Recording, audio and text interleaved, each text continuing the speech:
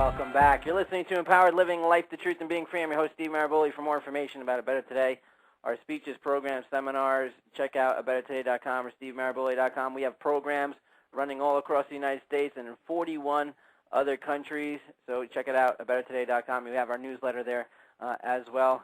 For every show we have ever done, if you missed any part of this great conversation with Deborah King, make sure you check out empoweredlivingradio.com. Today's show will be available in the archives probably in the next few hours or so. And again, just like every other show, if you want to hear from Byron Katie, Neil Donald Walsh, James Redfield, Sonia Chiquette, Colette Barron Reed, we've got so many amazing people. Dan Millman, Dr. Bernie Siegel, Bruce Lipton. I mean, we've had so many amazing people on this show, and I'm humbled and honored to be the host of this show. Every single show we have ever done, over 200 hours of radio interviews and seminars available 100% free at empoweredlivingradio.com. Also, if you want to know where you can listen, I know we're heard internationally, but also on terrestrial radio stations across the United States. For information on that, check out empoweredlivingradio.com. We're having a great conversation with Deborah King. Deborah King is a health and wellness expert, internationally best-selling author, attorney, national keynote speaker. You may have seen her on CNN, Fox News, ABC, NBC. She's everywhere. She's got a lot to say, and she's helping thousands of people across the globe, and she's helping all of our listeners today. She's talking about her new book, Truth Heals, What You Hide Can Hurt You. Make sure you check out her website, truthheals.com. If you're listening through our site, just click on her name, and it'll take you right to her site. We're going to continue on feedback at AOL Instant Messenger. The screen name is ABT Radio Show. We'll start with Travis in Los Angeles, California. Steve, love the show. Excellent guest today. Please ask her how I get past the shame. I start to look into my truth, and I feel shameful, and I immediately stop. How do I get past that? Please help. Well, Travis, what I'd like to know is the source of the shame, because almost invariably we can track shame back to something that happened in our childhood, and that's even if what you think you've done is something shameful in adulthood. So, for example, I worked with a man recently who was really ashamed of himself because he just couldn't stay true to his wife. He just had one affair after another, and it was just ruining their relationship, and she was about ready to leave him.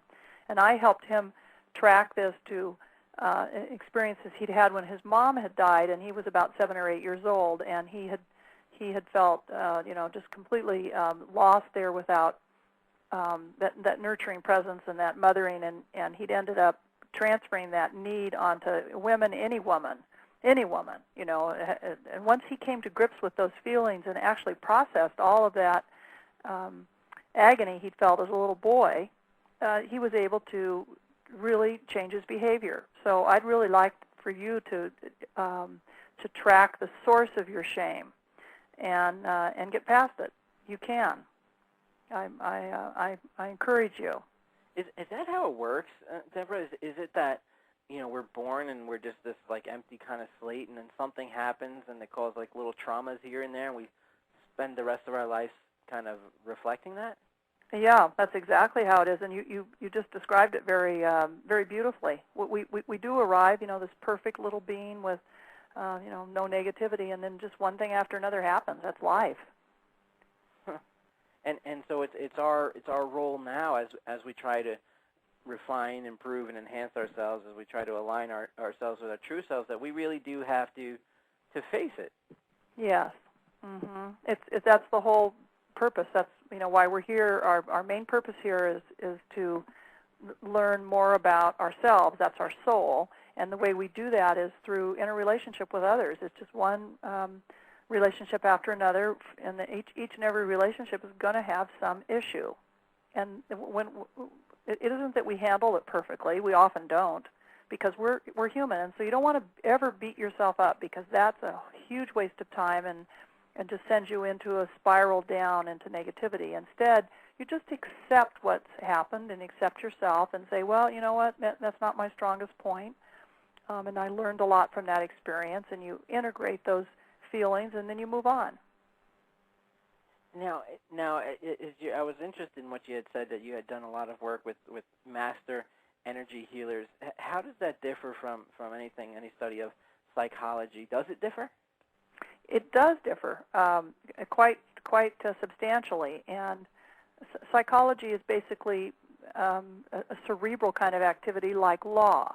You're thinking, and you're studying, you're reading the writings of others, you're studying. And so when I first went to my very first experience in the energy world, the energy healing world, the world of healers, sages, and shamans, I showed up, in my little suit, wearing a suit, and I carried a yellow pad, and I sat in a chair, and I was prepared to take notes. And I was only there about an hour, and I found out that it was all experiential. I wasn't going to be taking notes on anything. It was truly fascinating. And this was, again, about 25 years ago, and that's how you learn in that arena. You're experiencing, your body is feeling, your senses are all engaged, your feeling level, your emotional level is very engaged. And that's another school, so to speak.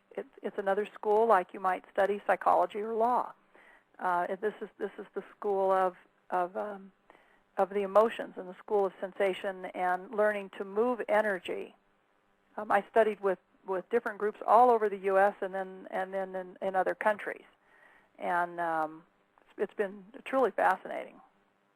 Now, when you start, what's fascinating to me is the dimension that your life has taken, and how we say this, I guess, in our minds.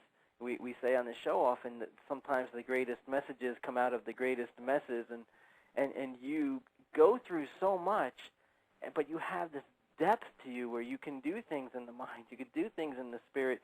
Is this something that's possible for anybody? It's possible for anybody, and I used to teach this work, and that's the first thing I would start by telling the class is that we all have these skills. You can call them gifts if you like, but they're skills, and we've let them atrophy. Thousands of years ago, we don't know how many thousands, but thousands of years ago, we could communicate with one another telepathically, just like animals do. Animals, I've had a whole barnyard full of animals, and they are all sending messages to one another, even though they don't speak. And, we could sense one another's feelings. Very likely, we could heal. We had these abilities, and we've just, over time, they've atrophied, and we've kind of turned them off. But in fact, that information's all buried. It's buried in our cellular memory, and it's buried in what Jung would call the collective unconscious. Right. And it can be retrieved, it can be taught. It's really easy to learn, and it's just a lot of fun to learn. And it's amazing, and you have that. You have exactly what you're describing. You have that in our language history. We still say, I got a bad feeling about this place, or I get a negative vibe from this person, and it shows you that. Or you'll think that, isn't that odd? I was just thinking about her, and then she called. Yeah. All those things are remnants of those old skills. And as I said, we all have it. And what I find with students, and I found this myself when I was a student, is that you'll be naturally good at one or two of them.